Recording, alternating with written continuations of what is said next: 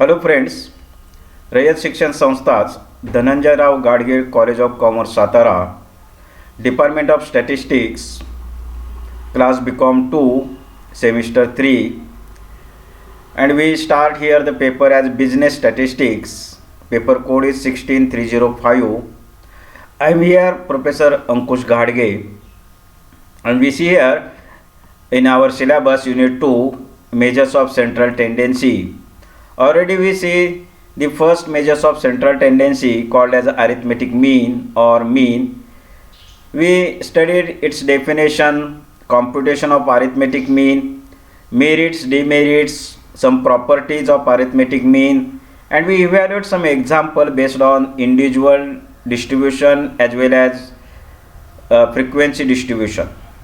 Today we see the next measures of central tendency called as a mode. Mode is a positional average, or it is called as a fashionable average also. So we see here the definition of mode. Mode is the value of the atom which occurs most frequently is called as a mode. So mode is very simple for computation. It is called as a positional average because if we see the data carefully, and data is very small in size, and the value which repeated mostly in that data, then it is called as a mode. So that's why mode is called as a typical average or a fashionable average. Consider the example as here we have given the data as 4, 5, 6, 7, 3, 5, 8, 9 and 5. These are the observations, and we want to find the mode of this data. So by using the definition, mode means the value or the atom which repeated mostly in the data, that value is called as a mode.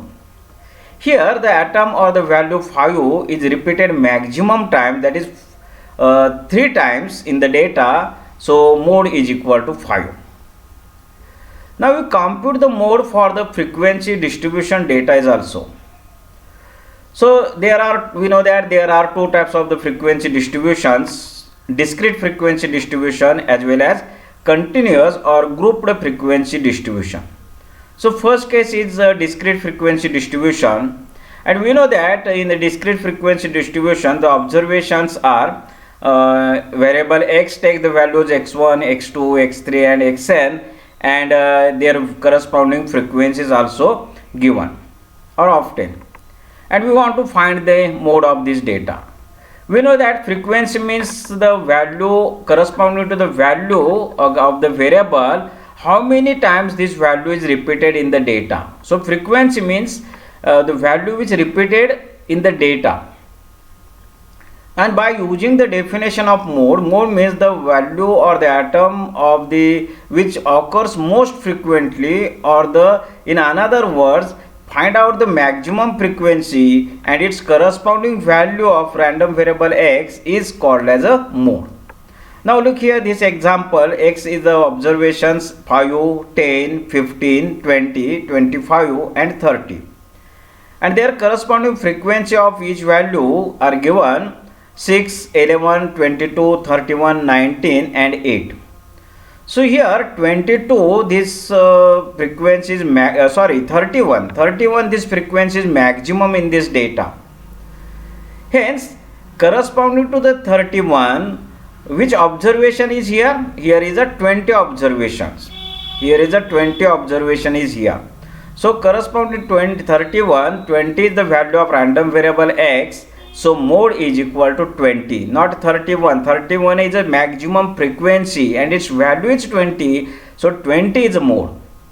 आलं लक्षात? Mode काढताना mode हे अतिशय सोप्या पद्धतीनं average आहे कॅल्क्युलेशनच्या दृष्टिकोनातून. Mode हे आपल्याला काय सांगतं, तर मोड म्हणजे डेटामध्ये जी व्हॅल्यू जास्त वेळेला रिपीट होती त्याला आपण मोड म्हणतो. आणि इंडिव्हिज्युअल डेटा असेल तर तो, आणि छोटा डेटा असेल तर त्या ठिकाणी मोडची व्हॅल्यू आपल्याला पडदेशी सांगता येते, आणि म्हणून त्याला म्हटलं जातं पोझिशनल ॲव्हरेज. पण कॉम्प्युटेशनकडे जात असताना आपल्याला डिस्क्रीट फ्रिक्वेन्सी डिस्ट्रीब्युशनमध्ये आपल्याला माहीत आहे रँडम व्हेरिएबल एक्सच्या व्हॅल्यूज या स्टेपने येतात 5, 10, 15, 20, 10, 20, 30, 40, 2, 4, 6, 8 and so on like this one and their corresponding frequencies also. आणि मग या ठिकाणी मोड कसा काढायचा तर ज्याची फ्रिक्वेन्सी जास्त तो मोड. लक्षात फ्रिक्वेन्सी जास्त म्हणजे काय ती व्हॅल्यू कोणती एक्स रँडम व्हेरिएबलची व्हॅल्यू डेटामध्ये जास्त वेळेला रिपीट झालेली आहे असा त्याचा अर्थ होतो आणि म्हणून त्या डेटामध्ये मॅक्झिमम फ्रिक्वेन्सी पहा आणि त्याच्या करस्पॉन्डिंगचा जो व्हॅल्यू असेल रँडम व्हेरिएबलची ती व्हॅल्यू म्हणजेच मोड असतो. Okay now mode we define for a continuous frequency distribution or grouped frequency distribution. So here the procedure is to compute mode for grouped or continuous frequency distribution. Following are the steps. First step is define modal class. Modal class is a class of maximum frequency and then use formula mode is equal to L1 plus F1 minus F0 divided by 2 times F1 minus F0 minus F2 into C, where L1 means lower limit of modal class, F1 is equal to frequency of modal class, F0 is equal to frequency of previous class, and F2 is equal to frequency of next class, and C means class width. So for a continuous frequency distribution, that means if we have given the data in the form of class intervals and their corresponding frequencies, then here there are two steps for defining the value of mode. In the first step, find out the modal class. Modal class means in which class mode this value is lies, and modal class is find out corresponding to the modal class means a class of maximum frequency. So in case of the discrete frequency distribution we get the single value corresponding to the maximum frequency, but here in this data we get here the corresponding class interval. That means it is specify that means mode this value is lies in this class.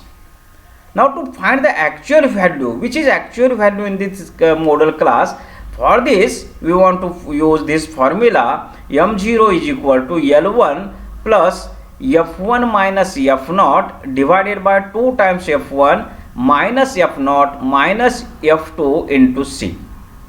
Here L1 means lower limit of modal class, F1 frequency of modal class, F0 frequency of previous class, F2 frequency of next class, and C means class interval. So this is example. Calculate mode for the following data. Data is given 0 to 10, 10 to 20, 20 to 30, 30 to 40, 40 to 50, 50 to 60, and their corresponding frequency is also given, and we want to find the value of mode. Now for a continuous frequency distribution, first find out the maximum frequency, and corresponding to this maximum frequency we get the modal class, and then use the formula. So here modal class is 30 to 40. Why it is? Because maximum frequency is 20 and its corresponding class is 30 to 40 is modal class. And then use formula m0 is equal to L1 plus F1 minus F0 divided by 2 times F1 minus F0 minus F2 into C. Now find out all these constant terms, that is L1 is equal to, we know that L1 means lower limit of modal class and it is 30. F1 means frequency of modal class and it is 20. F0 frequency of the previous class, modal class च्या अगोदरच्या क्लासची frequency and it is 15. F2 means frequency of the next class than the modal class and it is 10, and class width, that is a difference between the upper limit and lower limit, is 10, and substitute all these terms in the formula and compute the value of define the value of mode. Here we get the mode is equal to 33.33, and we know that modal class is 30 to 40. That means the value of the mode is lies in this class. So 33.33, this is value, and this lies in the class 30 to 40. That means our answer is correct.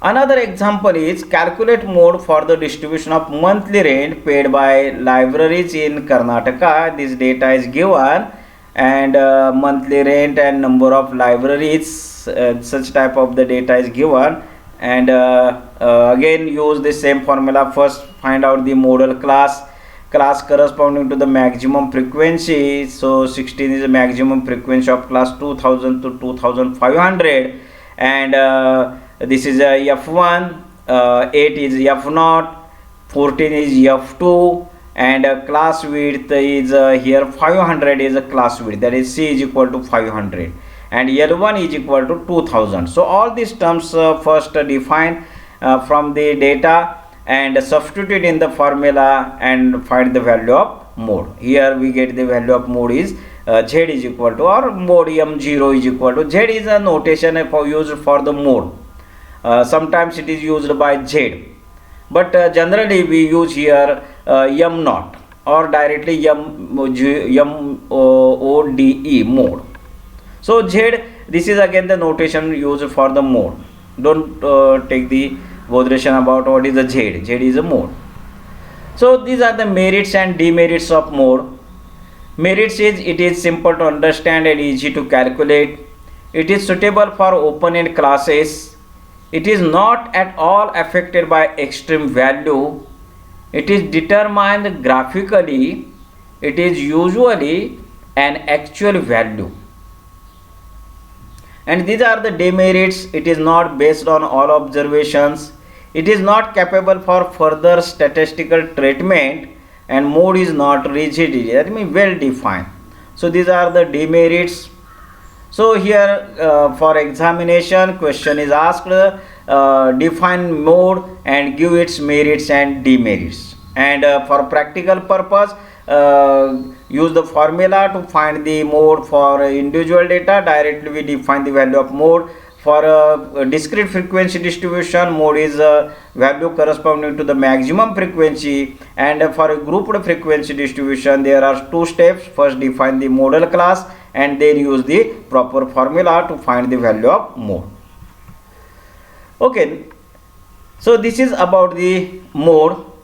We stop here and evaluate some examples based on this individual, discrete frequency distribution and continuous frequency distribution, and evaluate all these examples.